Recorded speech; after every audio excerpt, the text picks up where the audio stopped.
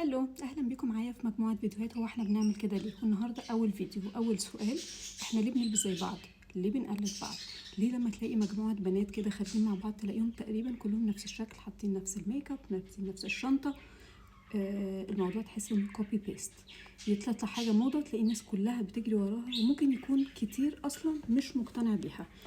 الظاهرة دي في علم النفس اسمها conformity، ودي جاية من احتياج البني آدم ان هو يحس نفسه ضمن مجموعة كبيرة، وان في عقلنا الباطن ده بيدينا شعور بالأمان. ليه بيدينا شعور بالأمان؟ احنا زمان كان اللي هيبقى مش ضمن القطيع حرفيا هيتاكل.